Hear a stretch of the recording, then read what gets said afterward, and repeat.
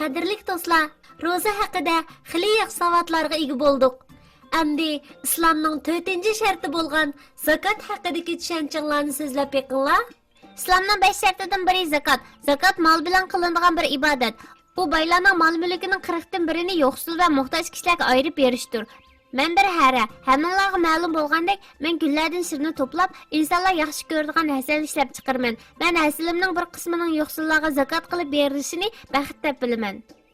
İslamның 5 şartından biri zakatdır. Zakat mal bilan qilinadigan ibodatdir. U baylarning yillik kirimining 40dan birini yo'qsul va muhtoj kishilarga ayirib berishdir. Nihoyatda yaxshi bo'ldi do'stlar. Zakotning islomning 4-sharti ekanligi va pul pichak, mal dunyo bilan qilinadigan ibodat ekanligini bilib oldik. Do'stlar, yana qo'shimcha qildiganlar bormi? Men musulmonlarga dardmanlarning dardiga darmon bo'lishni, muhtojlarga qo'ldan kelishicha yordam qilishni, ojizlarga yor yo'lak bo'lib, yetim misrlarning beshini silashni, tejashlik bo'lib, isrof qilmaslikni, mol-mulkining zakotini berishni tavsiya qilaman. Suyimlik dada, İslamның 5 sharti haqida qizg'in paranglashayotimiz. Sizlar mening savollarimga shunday yaxshi javoblarni beryapsizlar. Sizlar bu ma'lumotlarni nereden o'rgandinglar? Biz ko'p kitob o'qiymiz, o'g'lim. Biz o'zimizni yetildirish va sening savollaringga javob berish uchun ko'p kitob o'qiymiz.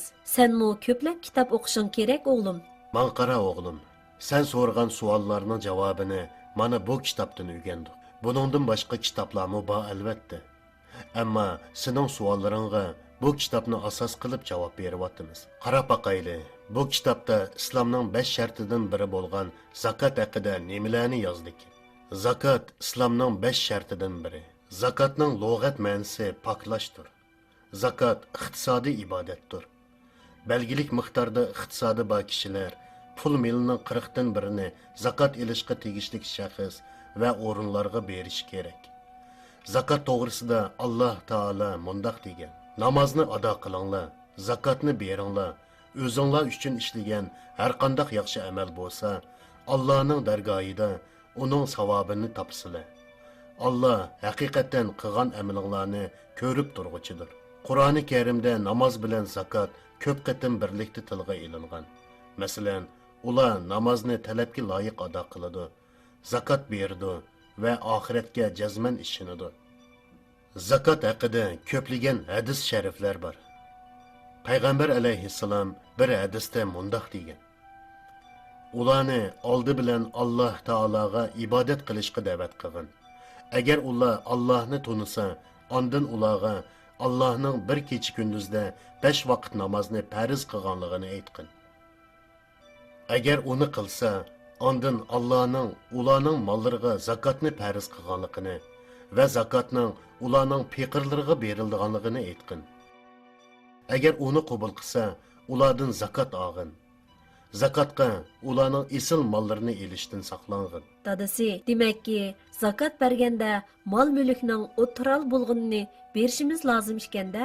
Shundoq.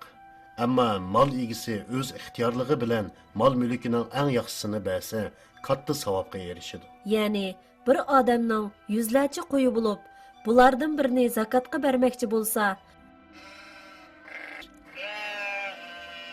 bularning ichidan eng cho'ngini berish talab qilinmagandek, eng o'ruq, kasal va kichigini berishga bo'lmaydi ekan.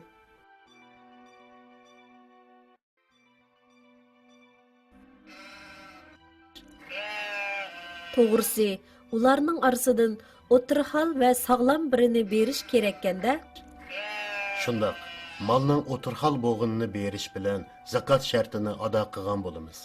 Zakot berish uchun kishining musulmon, aqli hushi joyida va balog'atga yetgan bo'lishi shart. Yig'inchoqliganda zakot bir iqtisodiy ibodat bo'lib, lug'at ma'nosi pokizlash deganlikdir. Belgilik miqdorda iqtisodi borlar mol-mulkining 40dan birini zakot berdi.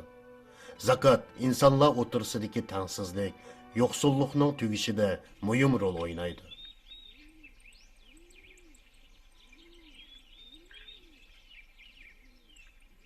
Do'stlar, hozirgacha bayon qilingan islomning shartlarini takrorlab baqsaq qandoq? Shunda qilaylik do'stlar. Undaq bo'lsa, islomning 1-sharti nima deb baqay? Eşhedü en la ilahe illallah ve eşhedü enne Muhammeden abduhu ve resuluhu. Bunun ma'nosi guvohlik beramanki Allohdan boshqa iloh yo'qdir. Yana guvohlik beramanki Muhammad alayhissalom Allohning bandasi va elchisidir. Do'stlar, islomning ikkinchi sharti namoz o'qish. Ota-bola ikkalanning parig'idan namoz haqida ko'p narsalarni bilib oldik. Ulardan Alloh rozi bo'lsin. Do'stlar, islomning 3-sharti roza tutish. Biz Ahmad va ota-onasining parig'idan rozaning bir qism foydalarini bilib oldik. Bu yerda shuni qo'shimcha qilamanki, roza sabr toqat qilishni o'rgatish bilan birga gunoh maisiyatlarga qarshi qalqonliq rolini o'ynaydi. Do'stlar, islomning 4-sharti zakot. Zakat haqida Alloh taolo mundoq degan: namozni ado qilinglar, zakotni beringlar. O'zinglar ishlagan har qanday yaxshi amal bo'lsa, Allohning dargohida uning savobini topsizlar. Alloh haqiqatan qilgan amalinglarni ko'rib turguchidir. Zakot iqtisodiy ibodatdir. Belgilik miqdorda mol-mulk ega har bir musulmon zakot berishi kerak. Buni unutib qolmayli, do'stlar. Islomning 4-sharti zakot bo'lsa, 5-sharti-chu, do'stlar? Uni menda boqay do'stlar.